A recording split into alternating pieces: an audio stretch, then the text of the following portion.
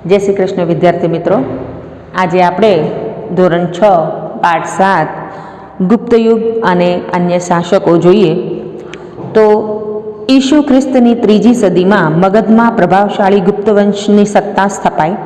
ગુપ્ત વંશે ભારતમાં રાજકીય એકતા, શાંતિ અને સુરક્ષા સ્થાપી.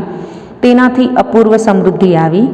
આથી ગુપ્ત યુગને ભારતનો સુવર્ણ યુગ કહેવામાં આવે છે. સુવર્ણયુગ એટલે દેશની સમગ્ર પ્રજાની સર્વોત્કૃષ્ટ પ્રગતિ એટલે કે આબાદી. ગુપ્ત સમ્રાટોએ લોકોને શાંતિ અને સમૃદ્ધિ આપી, જેને પ્રશંસા વિદેશી મુસાફરોએ પણ કરી. ગુપ્ત યુગનો સુવર્ણયુગ ઘણે અંશે ગુપ્ત સમ્રાટોનું સર્જન હતું. એવું કહેવામાં આવે છે કે ગુપ્ત યુગને ભારતનો સુવર્ણયુગ. સુવર્ણયુગ એટલે કે શું? કે જે સમયમાં ખૂબ જ સારું હોય અને એ સમય દરમિયાન પ્રજા સુખ સમૃદ્ધિમાં રચતી હોય તો એને આપણે સુવર્ણયુગ, કે એ સમયમાં કોઈ દુઃખ છે, કોઈ બહારી પ્રજાનું આક્રમણ એવું ના હોય, પ્રજાના કલ્યાણ માટેના રાજા જે કાર્ય કરતો હોય એની અંદર પ્રજાને પણ સંતોષ હોય, તો એ યુગ જે છે સુખ શાંતિ હોવીનો અર્થ છે કે સુવર્ણયુગ હોવો. ત્યારબાદ એ ગુપ્ત યુગની અંદર પહેલા રાજા જે છે એ આવે છે ચંદ્રગુપ્ત પહેલા. મગધના સામ્રાજ્યમાં શ્રી ગુપ્ત વંશનો સ્થાપક હતો. તેમના પુત્રનું નામ ઘટોત્કચ હતું. ઘટોત્કચ ગુપ્તના અનુગામી રાજા તરીકે ચંદ્રગુપ્ત પ્રથમ પાટલીપુત્રની ગાદીએ આવ્યો. તેણે શક્તિશાળી લિચ્છવી જાતિની કન્યા કુમારદેવી સાથે લગ્ન કર્યા. લિચ્છવીઓના સહાયથી તેણે મગધ રાજ્યનો વિસ્તાર કર્યો. તેણે મગધની પાસેના પ્રયાગરાજ સાકેત જીતી લીધા અને મગધનો વિસ્તાર વધાર્યો. તેણે મહારાજને બદલે મહારાજા ધીરાજ જેવું ગૌરવપ્રદ બિરુદ ધારણ કર્યું. તેણે પોતાની સત્તા અને પ્રતિષ્ઠાની પ્રતીતિ કરાવવા સેનાના સિક્કા બહાર પડાવ્યા. તેનો રાજ્યાભિષેક થયો ત્યારથી તેણે ગુપ્ત સંવંત શરૂ કરાવ્યો. સૌરાષ્ટ્રના વલ્લભી રાજ્યના શાસકોએ પણ આ ગુપ્ત સંવંતનો સ્વીકાર કર્યો. ગુપ્ત સંવંતના આરંભને કારણે હિંદના ઇતિહાસમાં કાળગણના અને કાળક્રમ અનુસાર ઐતિહાસિક બનાવોની ગોઠવણી શક્ય બની. તો તમે જો એમણે કાળગણના એટલે કે સમયની ગણતરી, જે ઈસવીસન આપણે કહીએ છીએ એની શરૂઆત તે સમયથી કરવામાં આવી હતી. હવે આ શ્રી ગુપ્ત જે હતા એ ગુપ્ત વંશના સ્થાપક હતા. તેના પુત્ર જે હતા ઘટોત્કચ, એમણે લિચ્છવી જાતિની કન્યા સાથે લગ્ન કરી અને મગધ રાજ્યનો વિસ્તાર કર્યો હતો. ત્યારબાદ એમણે મગધ પાસેના અન્ય જે રાજ્યો હતા, જેની અંદર પ્રયાગ, સાકેત, આ બધા રાજ્યોને જીતી અને પોતાના રાજ્યને ખૂબ જ વધારી અને પોતે મહારાજા ધીરાજનું બિરુદ ધારણ કર્યું હતું. ત્યાર પછી બીજા આવે છે રાજા, એ છે સમ્રાટ સમુદ્રગુપ્ત. ચંદ્રગુપ્ત પછી તેના પ્રતાપી પુત્ર સમુદ્રગુપ્ત ગાદીએ આવ્યો.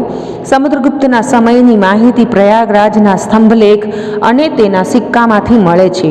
આ પ્રશસ્તિ રાજકવિ હરિશેણે રચી છે.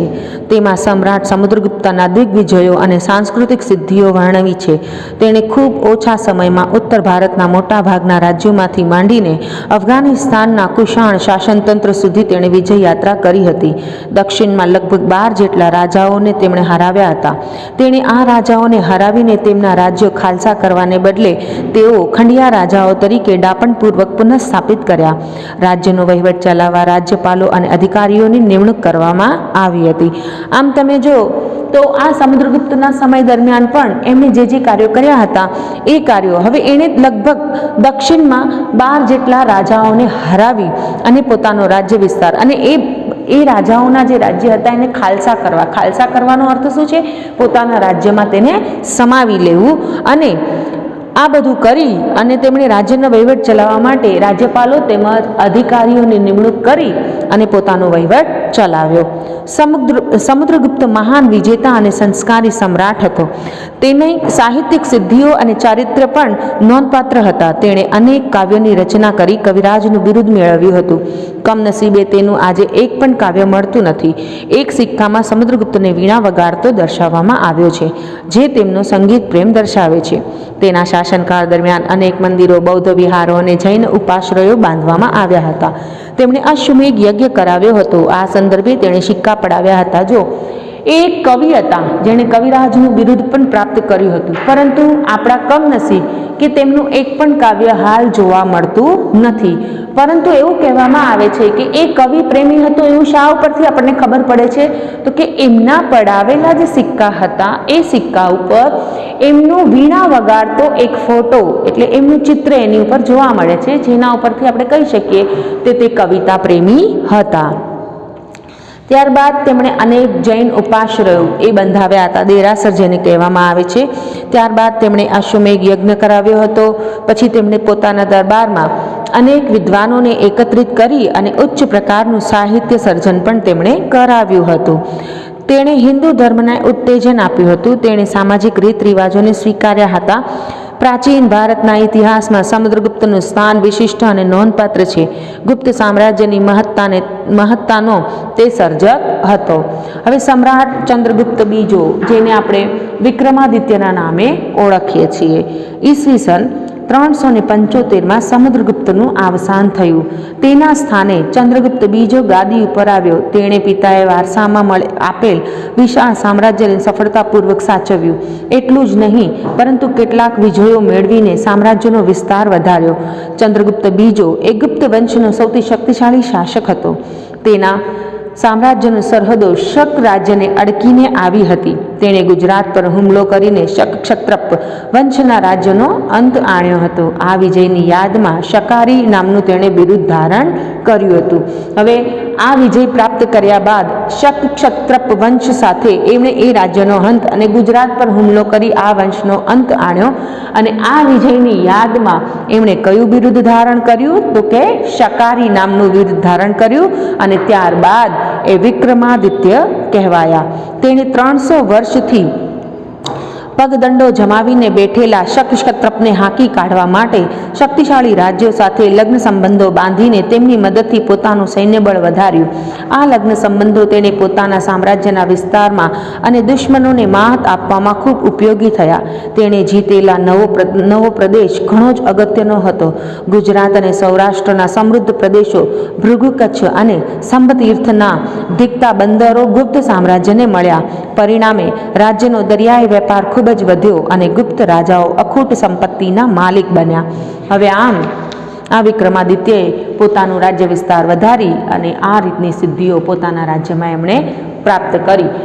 ચંદ્રગુપ્ત દ્વિતીયના સમયમાં આવેલા ચીની યાત્રાળુ ફાહિયાને ગુપ્ત રાજ્યના વહીવટ અને ગુપ્ત સામ્રાજ્યની સમૃદ્ધિના વખાણ કર્યા હતા. હવે ચીની મુસાફર, જો આપણે એમ કહીએ કે એ સમયની અંદર ઘણા ફાહિયાન છે, પ્લિની છે, ત્યારબાદ હ્યુએનસાંગ છે, ઘણા એવા ચીની મુસાફરો જે ભારત ભ્રમણ કરવા એટલે કે ભારતની મુસાફરીએ આવેલા હતા. તો આ ગુપ્ત સમયની અંદર ચીની યાત્રાળુ ફાહિયાન જે હતા એ ફાહિયાન ભારત ભ્રમણ કરવા માટે આવ્યા હતા અને તેમણે ગુપ્ત સામ્રાજ્યના વહીવટીય તંત્રની ખૂબ જ વખાણ કર્યા હતા. શા માટે? કારણ કે એ સમયનો વહીવટીય તંત્રમાં પ્રજા ખૂબ જ સુખી અને જેને સુવર્ણ યુગ કહેવામાં આવે છે. તો એની સમૃદ્ધિની ચર્ચા હતી એણે પોતાના લખાણમાં, એને પોતાની નોંધ પોથીઓમાં નોંધી છે. ચંદ્રગુપ્ત બીજો વૈષ્ણવ ધર્મી હોવા છતાં અન્ય ધર્મ પ્રત્યેથી ખૂબ આદર ભાવ ધરાવતો હતો. તેનો સેનાપતિ આમ્રકારદેવ બૌદ્ધ ધર્મી અને રાજ્યમંત્રી વરસેન શૈવ ધર્મી હતો. રાજધાની પાટલીપુત્રમાં પણ અનેક બૌદ્ધ મઠો આવેલા હતા. તેના શાસનકાળ દરમિયાન મેળવેલી સાંસ્કૃતિક સિદ્ધિઓને કારણે જ ગુપ્ત યુગ સુવર્ણ યુગ બની શક્યો. આ વિદ્વાનો અને કવિઓનો આશ્રયદાતા હતો. વિદ્વાનો અને કવિઓનો આશ્રયદાતા હોવાનો અર્થ શું થયો? કે વિદ્વાનો અને કવિઓને તે ખૂબ જ માન આપતો હતો અને એ પોતાના દરબારની અંદર એમને સ્થાન પણ આપતો હતો. સંસ્કૃત ભાષાના મહાન કવિ, નાટ્ય લેખક કાલિદાસ અને કવિરાજ હતા. ધન્વંતરી તથા રાજવૈદ્ય હતા. વૈજ્ઞાનિક વરાહ મિહિર, વૈતાલ ભટ્ટ, અમરકોશના રચયિતા અમરસિંહ જેવા રત્નોથી તેનો રાજ દરબાર શોભતો હતો. તેના સમયમાં શિલ્પ સ્થાપત્ય અને ચિત્રકલાનો સુંદર વિકાસ થયો હતો. અજંતાના ઘણા કલા મંડપો તેના સમયમાં તૈયાર થયા હતા. તેણે રાજધાની પાટલીપુત્રમાં અનેક બૌદ્ધ મઠો બંધાવ્યા હતા. દિલ્હી પાસેનો મહરોલીનો લોહ સ્તંભ તેના સમયમાં સ્થપાયેલો, જેને સદીઓ સુધી તાપ અને વરસાદમાં રહેવા છતાં પણ કાટ લાગ્યો નથી. દિલ્હીમાં આવેલો જે મહેરોલી સ્તંભ છે, આ મહેરોલી સ્તંભ કહેવાય છે લોહ સ્તંભ. લોહ સ્તંભ એટલે કે લોખંડનો. પરંતુ એ લોખંડ કેવું હશે? કે આજે વર્ષોથી ત્યાં એ સ્તંભ ઊભો છે, પરંતુ એ સ્તંભને ગમે એવી ઠંડી હોય કે ગમે એવો વરસાદ હોય, હવે લોખંડની કોઈ પણ વસ્તુ હોય તો એ પાણીમાં તમે મૂકો અને પછી થોડીક વાર એને ભેજ લાગે એટલે શું થાય, કટાઈ જાય. પરંતુ આ એક જ લોહ સ્તંભ એવો છે કે જેને હજી સુધી કાટ લાગ્યો નથી. તેમણે પાટલીપુત્ર ઉપરાંત ઉજ્જૈનની બીજી રાજધાની બનાવી. તેણે રાજ્યને જુદા જુદા વહીવટી એકમોમાં વહેંચીને સુવ્યવસ્થિત વહીવટ ચલાવ્યો. લગભગ ઈસવીસન 414ની અંદર 14ના અરસામાં મહાન સમ્રાટ ચંદ્રગુપ્ત વિક્રમાદિત્યનું અવસાન થયું. ત્યાર પછી આવે છે કુમારગુપ્ત પહેલો. ચંદ્રગુપ્ત બીજાના અવસાન પછી તેમનો પ્રતાપી પુત્ર કુમારગુપ્ત પહેલો ગાદીએ આવ્યો. તેનો શાસનકાળ શાંતિ અને સમૃદ્ધિનો યુગ હતો. તેણે વિશાળ સામ્રાજ્યને જાળવી રાખ્યું હતું. તેના સમયમાં પુષ્યમિત્ર જાતિના લોકો બળવો કર્યો હતો. આ બળવાને તેના પુત્ર સ્કંદગુપ્તે તરત જ સમાવી દીધો હતો. તેના સમયમાં સામ્રાજ્યની ઉત્તર સરહદે હુણોએ હુમલો શરૂ કર્યા હતા. સ્કંદગુપ્તે તેમને પાછા કાઢ્યા હતા. કુમારગુપ્ત કાર્તિકેયનો ભક્ત હતો. તેણે ધર્મસહિષ્ણુ રાજા હતો. તેણે બૌદ્ધ અને જૈનોને પણ દાન આપ્યા હતા. નાલંદાની પ્રસિદ્ધ બૌદ્ધ વિદ્યાપીઠ તેના સમયમાં સ્થપાઈ હતી. અજંતાની કેટલીક ગુફાઓ તેના સમયમાં તૈયાર થઈ હતી. હવે આ કુમારગુપ્ત પહેલો જે છે તેના સમયની અંદર આપણે કહીએ તો કુમારગુપ્ત એ કાર્તિકેયનો ભક્ત હતો અને ધર્મસહિષ્ણુ એટલે ધર્મ પ્રત્યે શ્રદ્ધા રાખનારો, અને તેણે બૌદ્ધ અને જૈનોને ખૂબ ઘણા દાન આપ્યા હતા. અને નાલંદા વિદ્યાપીઠ જે છે, પ્રસિદ્ધ નાલંદા વિદ્યાપીઠ એના સમયની અંદર એની સ્થાપના થઈ હતી. અને તેના જ સમયની અંદર અજંતાની જે ગુફાઓ છે તેની પણ સ્થાપના કરવામાં આવી હતી. ત્યારબાદ આપણે જોઈએ સ્કંદગુપ્ત. કુમારગુપ્ત પહેલા પછી તેનો વીર પુત્ર સ્કંદગુપ્ત ગાદી ઉપર બેઠો હતો. તે ગુપ્ત યુગનો છેલ્લો મહાન રાજા હતો. ગિરનારના અભિલેખમાં જણાવ્યા પ્રમાણે તેણે તેના શાસનકાળના શરૂઆતના વર્ષોમાં હુણોને હરાવ્યા હતા. હુણો સાથેની લડાઈમાં, હુણો એટલે કે એક પ્રજાનું નામ છે જેને હુણો કહેવામાં, જેમ ગુપ્ત છે, પછી આપણે મુગલ છે, એવી રીતે હુણો પણ એક પ્રજા છે. તેમની સાથેના યુદ્ધની અંદર તેમને પુષ્કળ દ્રવ્ય વપરાઈ ગયું. પરિણામે ગુપ્ત સામ્રાજ્યની આર્થિક સંપત્તિમાં ઓટ આવી ગઈ. હવે આ હુણો સાથેના યુદ્ધની અંદર આર્થિક દ્રવ્ય વપરાઈ જવાનો અર્થ શું કે ઘણી બધા પૈસાનો વ્યય થયો. ઘણા બધા આપણો જે એ લોકો રાજાઓનો જે કોષ હતો એ કોષ આ લડાઈમાં વપરાઈ જતા તેમની આર્થિક જે સ્થિતિ છે કેવી થઈ ગઈ, નબળી પડવા લાગી. સ્કંદગુપ્ત પછીના નિર્બળ શાસકો જનુની અને શક્તિશાળી હુણોના આક્રમણને ખાળી શક્યા નહીં અને ગુપ્ત સામ્રાજ્ય એ છિન્ન ભિન્ન થઈ ગયું. ગુપ્ત યુગની શાસન વ્યવસ્થા. ગુપ્ત યુગના શાસન તંત્ર વિશે આપણને અભિલેખો, સ્મૃતિઓ અને પુરાણોમાંથી માહિતી મળે છે. તે પ્રમાણે શાસનતંત્ર કેન્દ્રીય, પ્રાંતીય અને સ્થાનિક એમ 3 વિભાગોમાં વહેંચાયેલું હતું. હવે કેન્દ્રીય વહીવટીય તંત્ર જોઈએ તો ગુપ્ત શાસન તંત્રમાં સમ્રાટ વહીવટીય તંત્રના કેન્દ્ર સ્થાને હતા.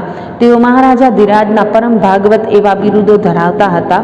વહીવટીય તંત્રના મુખ્ય સેનાપતિ, મહાબલાધિકૃત વિદેશ મંત્રી, મહાસંધિ વિગ્રાહક, મહેલો અને દ્વારોના રક્ષકોના વડા મહાપ્રતિહાર કહેવામાં આવતા હતા.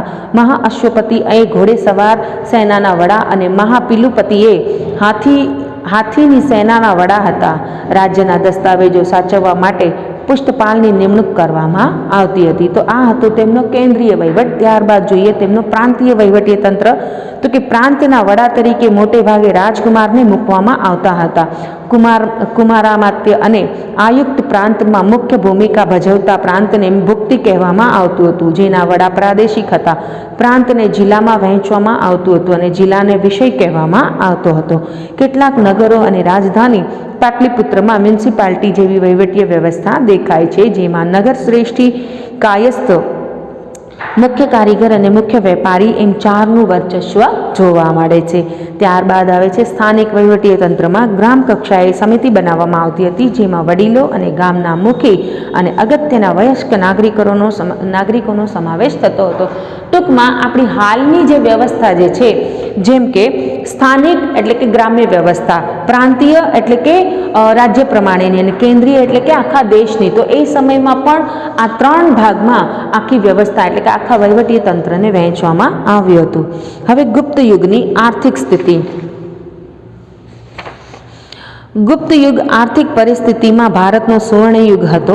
ખેતી, આંતરિક વેપાર અને આંતરરાષ્ટ્રીય વેપાર ખૂબ જ વિકસ્યો હતો. વિશિષ્ટ ખેતી પદ્ધતિઓમાં વાર્ષિક, ત્રિવાર્ષિક અને પંચવાર્ષિક ખેત પદ્ધતિઓ જોવા મળેલ છે. ઉત્તર ભારતમાં ઘઉં, ચોખા, ગાંધારમાં શેરડી, કાશ્મીરમાં દ્રાક્ષ અને કેસર તથા કામરૂપમાં નાળિયેર થતા હતા. બંગાળમાં પુષ્કળ પ્રમાણમાં ચોખા થતા હતા. ગુજરાતમાં અને સિંધમાં કપાસનો પાક અને બંગાળમાં રેશમનું ઉત્પાદન થતું હતું. દક્ષિણ ભારતમાં મરી મસાલા, રેશમ અને કપાસનો વેપાર વિકસ્યો હતો. રાજા કુલ ઉત્પાદનનો છઠ્ઠો ભાગ કર તરીકે લેતા હતા. બ્રાહ્મણો અને મંદિરોને ભૂમિ દાનમાં આપવામાં આવતી હતી. આંતરરાષ્ટ્રીય વેપાર અને ગુપ્ત યુગની વિશેષતા છે. ભારતથી સ્થળ માર્ગે મધ્ય એશિયા થઈને યુરોપ સુધી સુતરાઉ કાપડ, રેશમી કાપડ અને મસાલાની નિકાસ થતી હતી. તો ખંભાત, ભરૂચ, સોપારા અને તામ્રલિપિ જેવા આંતરરાષ્ટ્રીય બંદરોના માધ્યમથી વિશ્વના પૂર્વ અને પશ્ચિમ ભાગમાં સુતરાઉ કાપડ, રેશમી કાપડ, મસાલા, તેજાના, ઇમારતી લાકડાની નિકાસ અને જ્યારે સોનું, ચાંદી અને અન્ય ચીજોની પણ આયાત થતી હતી. સુવર્ણ યુગ કહેવામાં આવ્યો એટલે કે ટૂંકમાં ભારતના દરેક ક્ષેત્રની અંદર તમે આ જાતના જે પાકો થતા હતા અને આંતરરાષ્ટ્રીય વેપાર એટલે કે પરદેશ સાથેનો વેપાર પણ ખૂબ સારી રીતે વિકસ્યો હતો. સુતરાઉ કાપડ, રેશમી કાપડ, મરી મસાલા, તેજાના જેને કહેવામાં આવે છે, ઇમારતી લાકડાની નિકાસ પણ કરવામાં આવતી હતી અને સોનું અને ચાંદી જેવી વસ્તુઓની આયાત થતી હતી. હવે આપણે જોઈએ તેની ધાર્મિક સ્થિતિ કેવી છે. તો ગુપ્ત યુગમાં હિન્દુ ધર્મ અને સાંસ્કૃતિક પૂર્ણ કળાએ ખીલેલા જોવા મળે છે. ગુપ્ત સમ્રાટો વૈષ્ણવ ધર્મને રાજ્ય ધર્મનો દરજ્જો આપતા હતા. પરિણામે વિષ્ણુ તેમના અવતારો શ્રી રામ અને કૃષ્ણના સમયમાં મહદઅંશે પૂજાતા. લક્ષ્મી દેવી તરીકે બહુ ખ્યાત થયા હતા. આ જ સમયમાં રામાયણ અને મહાભારત તે જ પુરાણોમાં પુનઃસંકલન થયું. શ્રીમદ ભાગવદ્ ગીતા આ સમયે ખૂબ મહત્વપૂર્ણ ગ્રંથ બન્યો હતો. વૈષ્ણવ ધર્મની જેમ જ શૈવ ધર્મ પણ ગુપ્તકાળમાં વિકસ્યા હતા. દક્ષિણ ભારતમાં શૈવ સંતોના નાયનાર કહેવાતા હતા, જ્યારે વૈષ્ણવ સંતો અલવાર તરીકે ઓળખાતા. મહિષાસુર મર્દનીની પૂજા પણ પ્રચલિત હતી. સૂર્ય અને કાર્તિકેયની પૂજા પણ પ્રચલિત હતી. ગુપ્ત સમયમાં બૌદ્ધ અને જૈન ધર્મનો પણ વિકાસ થયો હતો. સમુદ્રગુપ્ત બૌદ્ધ ધર્મનો સંરક્ષક હતો. બૌદ્ધ ધર્મના મહાયાન અને હીનયાન પંથ એમ બે વિકસ્યા હતા. મહાયાન અને હીનયાન જે બૌદ્ધ ધર્મની અંદર આ બે પંથ વિકસ્યા હતા, જેને મહાયાન અને હીનયાન કહેવામાં આવે છે. ત્યારબાદ આપણે જોઈએ ગુપ્ત યુગની સાંસ્કૃતિક સ્થિતિ. ગુપ્ત યુગ સાંસ્કૃતિક રીતે ભારતનો સુવર્ણ યુગ હતો. આ યુગમાં અનેક નવી ભાષાઓ ઉત્પન્ન થઈ હતી. કાલિદાસ, સ્કંદસ્વામી, હરિસ્વામી અને રાણી વિજયા અને આર્યસુર આ સમયના મહત્વના સાહિત્યકારો હતા. આ સર્વમાં કાલિદાસ એ સર્વશ્રેષ્ઠ હતા. કાલિદાસને ભારતના શેક્સપિયર કહેવામાં આવે છે. તેમણે ભારતીય મહાકાવ્યો, કથાવસ્તુ લઈ અભિજ્ઞાત શાકુંતલમ, રઘુવંશમ અને મેઘદૂતમ જેવા મહાકાવ્યોની રચના કરી હતી. ગુપ્ત યુગ એ મંદિર સ્થાપત્યોની રચનાનો યુગ હતો. ગુજરાતમાં ગોપ, નાચરા, કોઠાર, પાર્વતી મંદિર અને ઝાંસીનું મંદિર એ સમયમાં ભારતના સૌ પ્રથમ ઈંટેરી મંદિરો હતા. ઈંટેરી મંદિરો એટલે કે ઈંટથી બનાવેલા મંદિરો જે હતા એ ભારતના સર્વપ્રથમ ઈંટેરી મંદિરો આ ઈંટમાંથી બનાવવામાં આવ્યા હતા. તે સમયના જે મહાકાવ્યો હતા તે અભિજ્ઞાત શાકુંતલમ, ત્યારબાદ રઘુવંશમ, મેઘદૂતમ આ બધા કાવ્યોની રચના તે સમયમાં કરવામાં આવી હતી. ત્યારબાદ દુર્ગા, બુદ્ધ, કૃષ્ણ અને શિવની મૂર્તિઓ આ કાળે મોટા પ્રમાણમાં બની હતી. ગુપ્ત યુગમાં વિજ્ઞાનની સ્થિતિ. તે સમયે વૈજ્ઞાનિક સ્થિતિ કેવી હતી? મહાન વૈજ્ઞાનિકોમાં આર્યભટ્ટ અને વરાહમિહિર તે સમયમાં થયા હતા. આર્યભટ્ટે શૂન્ય અને દશાંશ પદ્ધતિની શોધ કરી હતી. વરાહમિહિરે બૃહદ સંહિતા નામનો ખગોળશાસ્ત્રનો લગતો મહત્વપૂર્ણ ગ્રંથ લખ્યો હતો. વાઘભટ્ટે આયુર્વેદ ક્ષેત્રે અષ્ટાંગ હૃદય સંહિતા નામનો મહાન ગ્રંથ લખ્યો હતો. આ કાળે મનુષ્ય અને પ્રાણીઓ માટે વૈદિક શસ્ત્ર વિકસ્યું હતું. હાથી ઘોડાની દવાઓ પણ શોધાઈ હતી. રસાયણશાસ્ત્રનો પણ ખાસો બધો વિકાસ થયો હતો. તેનું સર્વશ્રેષ્ઠ ઉદાહરણ દિલ્હી પાસે આવેલો મહરૌલીનો લોહ સ્તંભ છે, જેને હજી સુધી કાંટ લાગ્યો નથી. એટલે આપણે એમ કે વરાહમિહિર અને આર્યભટ્ટ નામના જે વૈજ્ઞાનિકો હતા તે સમયમાં થઈ ગયા હતા. ત્યારબાદ રસાયણશાસ્ત્રની પણ શોધ થઈ હતી, જેનું આપણે મહત્વપૂર્ણ ઉદાહરણ જેને કહીએ મહરૌલીનો સ્તંભ કે જેને કાંટ લાગ્યો નથી. હવે આ રાસાયણિક કોઈ એવી પ્રક્રિયા એના ઉપર, જો કે આપણે વિજ્ઞાન ભણીએ છીએ તેના ઉપરથી આપણે એમ જાણીએ છીએ કે ભાઈ કાટ જે છે એ ભેજ, લોખંડ જે છે એ ભેજના સંપર્કમાં આવવાથી તેને કાટ લાગે છે, પરંતુ આ જ એક મહરોલી સ્તંભ એવો છે કે જેને કાટ લાગ્યો નથી, અને એ સમયના રસાયણની એક બહુ જ મોટી સિદ્ધિ જેને કહેવામાં આવે છે. હવે આવે છે સમ્રાટ હર્ષવર્ધન. ગુપ્ત યુગ પછી પ્રાચીન સમયમાં મહત્વપૂર્ણ રાજ્યોમાં હર્ષવર્ધનનું રાજ્ય ગણાય છે. તેઓ થાણેશ્વરના પુષ્યભૂતિ વંશના હતા. પ્રભાકર વર્ધનના પુત્ર રાજ્યવર્ધન અને હર્ષવર્ધન હતા. જ્યારે તેમની પુત્રી રાજશ્રી હતી.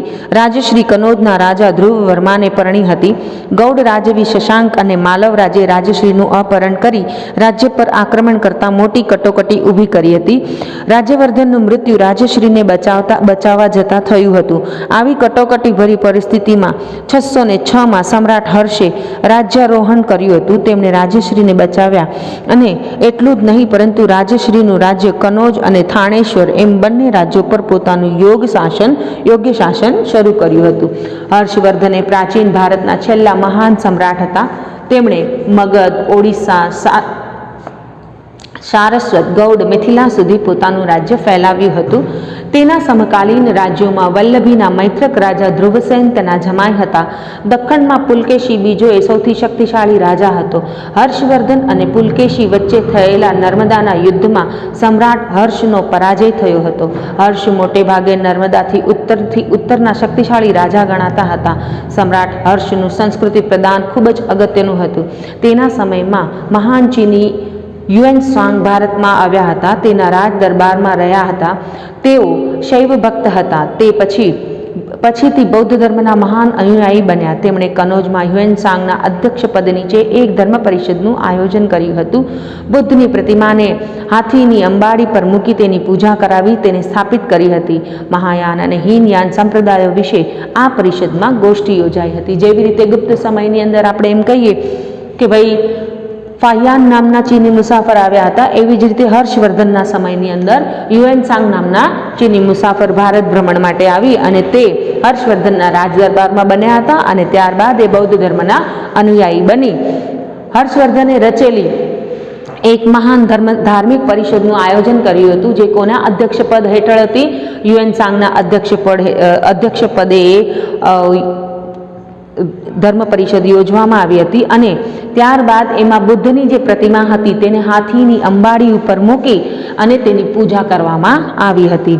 તો આમ હર્ષવર્ધન જે છે એ સાહિત્ય, કલા અને વિદ્યા પ્રત્યે અનુરાગ રાખતો હતો. તેના દરબારમાં મહાન કવિ બાણભટ્ટ સંકળાયેલા હતા, જેમણે હર્ષચરિતમ અને કાદંબરી જેવા સંસ્કૃત સાહિત્યના મહાન ગ્રંથો લખ્યા હતા. મયુરભટ્ટ અને કવિ વિજયસેન પણ હર્ષના સમયમાં મહાન કવિઓ હતા. સમ્રાટ હર્ષ પોતે પણ ઉચ્ચ કોટીના સાહિત્યકાર હતા. તેમણે પ્રિયદર્શિકા અને રત્નાવલી નામના નાટકોની રચના કરી હતી.